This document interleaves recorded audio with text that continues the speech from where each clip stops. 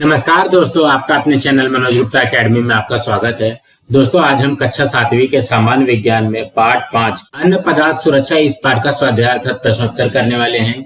दोस्तों, अभी तक आप लोगों ने इस चैनल को सब्सक्राइब नहीं किया तो प्लीज सब्सक्राइब और चैनल लाइक कीजिए और अपने फ्रेंड्स के साथ शेयर कीजिए। दोस्तों, आप लोग इस वीडियो को अच्छी तरीके से देख करके अच्छी तरीके से सुन करके भी इसके प्रश्नोत्तर याद कर सकते हैं। ये है पाठ 5 अन्न पदार्थ सुरक्षा, उसका स्वाध्याय कर लेते हैं। पहले प्रश्न में क्या दिया गया, दिए गए पर्यायों से योग्य पर्याय चुनकर वाक्य पूर्ण करो। पहला क्या दिया गया है, खेतों का अनाज प्रखर सूर्य प्रकाश में सुखाने की क्रिया को खाली जगह कहते हैं। इसके उत्तर में आएगा निर्जलीकरण। खेतों का अनाज प्रखर सूर्य प्रकाश में सुखाने की क्रिया को निर्जलीकरण कहते हैं। दूसरे में क्या दिया गया, दूध और तत्सम पदार्थ विशिष्ट तापमान तक गर्म कर तुरंत ठंडे किए जाते हैं। अन्य पदार्थों के परिरक्षण की इस पद्धति को खाली जगह कहते हैं। इसके उत्तर में आएगा पाश्चरीकरण।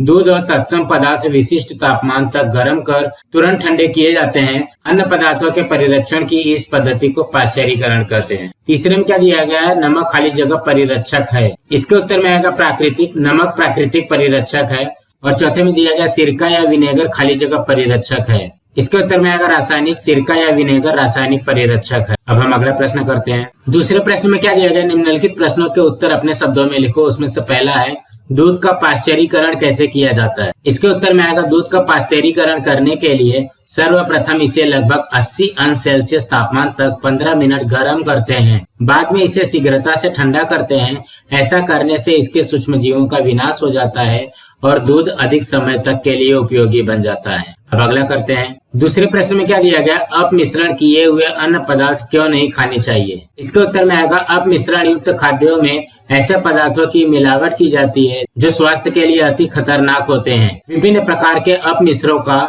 हमारे स्वास्थ्य पर बुरा प्रभाव पड़ता है।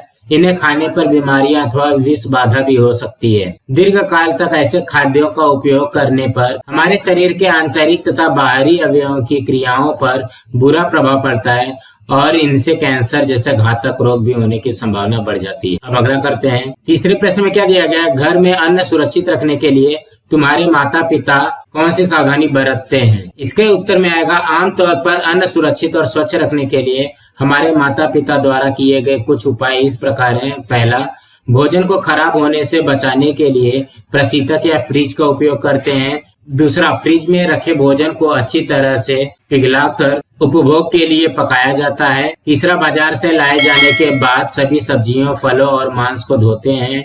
चौथा, खराब न होने वाले खाद्य पदार्थों के साथ खराब होने वाले भोजन को दूर रखते हैं। और पांचवा, बिना उचित भंडारण के कई घंटों तक रेफ्रिजरेटर के बाहर रखा गया कोई भी भोजन खराब हो जाता है और उसे फेंक दिया जाता है। अब हम अगला करते हैं। चौथे में क्या दिया गया, अन्न खराब कैसे होता है। अन्न को खराब करने वाले विभिन्न घटक कौन से हैं। इसके उत्तर में आएगा, पहला, खाद्य विकार अत्यंत सहज ढंग से होता है। खेत में ग्राहक तक पहुंचाए गए खाद्यों को क्षति पहुंच सकती है। दूसरा, गलत ढंग से संभारण, भंडारण तथा परिवहन इत्यादि के कारण ही खाद्य विकार होता है। तीसरा, कुछ विकारी खाद्य जैसे दूध तथा मांस शीघ्र खराब हो जाते हैं।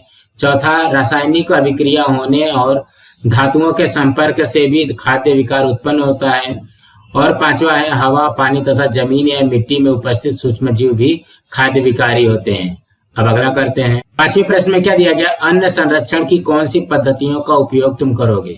इसके उत्तर में आएगा, खाद्य संरक्षण मानव उपभोग के लिए भोजन को अधिक दिनों तक खराब होने से रोकने की प्रक्रिया है। निम्नलिखित कई खाद्य संरक्षण विधियां हैं जिनका उपयोग भोजन को संरक्षित करने के लिए किया जाता है। पहला है डिब्बा बंद, दूसरा फ्रीजिंग, तीसरा प्रौद्योगिकी। तो डिब्बा बंद में क्या आएगा, यह भोजन पकाना है और इसे निष्फल डिब्बे में संग्रहित करना। दूसरा, फ्रीजिंग, यह भोजन में सूक्ष्म जीवों को कम करने के लिए तापमान कम रखता है। तीसरा है प्रौद्योगिकी, इस तरीकों का उपयोग करके भोजन में बैक्टीरिया का उन्मूलन किया जा सकता है। अब हम अगला प्रश्न करते हैं। तीसरे प्रश्न में क्या दिया गया, ऐसे समय क्या करें। पहला है, बाजार में कई मिठाई वाले मिठाई खुली रखकर बेचते हैं। तो इसके उत्तर में आएगा, हम सब लोगों को राय देंगे कि खुली रखी गई मिठाइयों पर मक्खियां बैठती हैं जिससे मिठाई दूषित होती है। इसे खाने पर उदर के रोग हो सकते हैं, अतः ऐसी मिठाइयां लोग न खरीदें। संबंधित सरकारी विभाग को भी हम इसकी सूचना देंगे। अब अगला करते हैं। दूसरे में क्या दिया गया, पानी पूरी विक्रेता अस्वच्छ हाथों से पानी पूरी बना रहा है। इसके उत्तर में आएगा, हम पानी पूरी विक्रेता से अनुरोध करेंगे कि वह अपने गंदे हाथों से लोगों को इसे न परोसे, ऐसा करना अच्छी आदत नहीं है और स्वास्थ्य के लिए खतरनाक है। यदि वह न माने तो ग्राहकों को सलाह देंगे कि इसके गंदे हाथों से परोसी गई पानी पूरी न खाएं। अब अगला करते हैं। तीसरे में क्या दिया गया, बाजार से बहुत सारी सब्जियां और फूल खरीद लाए हैं। इसके उत्तर में आएगा बहुत अधिक साग सब्जी तथा फल खरीदने की स्थिति में हम उन्हें स्वच्छ करेंगे, उसके बाद उसे प्रशीतक में सही खाने में रखेंगे। यदि प्रशीतक न हो तो उसे किसी टोकरी में अथवा सूती कपड़े की थैली से ढक कर रखेंगे।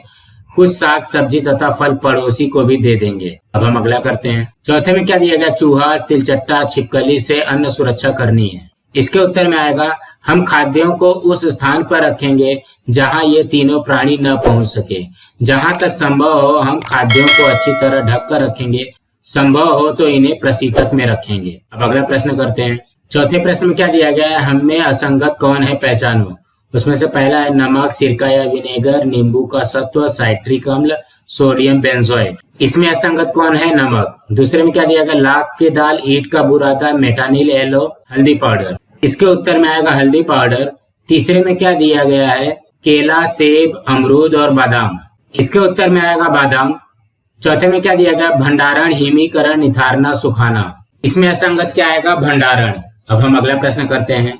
पांचवें प्रश्न में क्या दिया गया, नीचे दी गई तालिका पूर्ण करो। यहाँ पे पदार्थ है उसका अपमिश्रण या मिलावट है। तो हल्दी पाउडर में क्या मिलावट किया जा सकता है, मेटानिल एलो, काली मिर्च में पपीते का बीज, रवा में लोहे का बुरादा और शहद में गुड़ का शरबत। अब हम अगला प्रश्न करते हैं।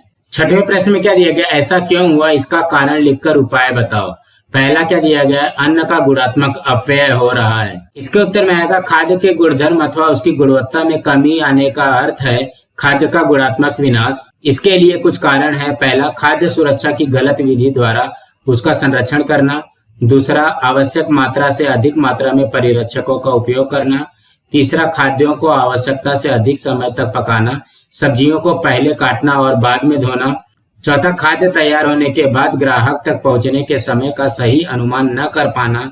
और पांचवा है शीघ्र विकारी खाद्यों जैसे दूध तथा मांस इत्यादि का समुचित संभारण न करना। इसका सही उपाय क्या है, गुणात्मक हानि उत्पन्न होने के कारणों को ठीक ठीक जानना, उनको दूर करने का सही प्रबंध करना।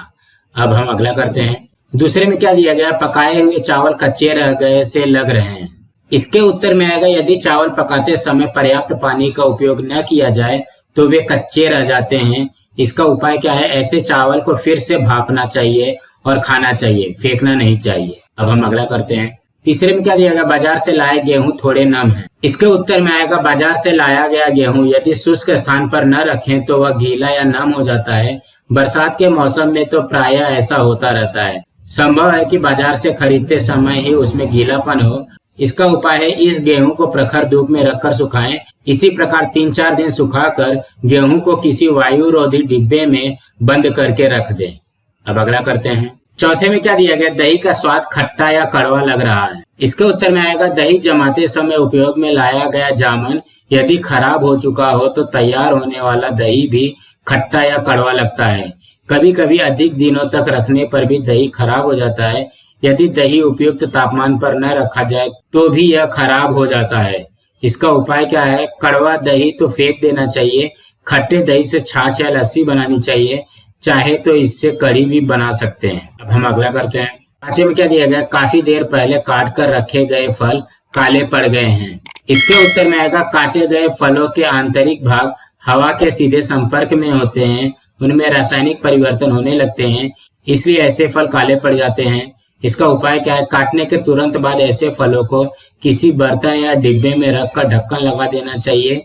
कटे हुए फलों के कतरों पर नमक या शक्कर की पतली परत लगाने पर ये काले नहीं पड़ेंगे। अब हम अगला प्रश्न करते हैं। सातवें प्रश्न में क्या दिया गया, कारण लिखो। उसमें से पहला है 5 अंश सेल्सियस तापमान पर अन्न पदार्थ सुरक्षित रहते हैं। इसके उत्तर में आएगा अत्यंत कम तापमान पर जैविक प्रक्रियाएं नहीं होती। जीवाणुओं, फफूंदियों जैसे उपद्रवी सूक्ष्म जीवों का खाद्यों पर बुरा प्रभाव नहीं पड़ता, इसलिए 5 अंश सेल्सियस पर खाद्य सुरक्षित बने रहते हैं।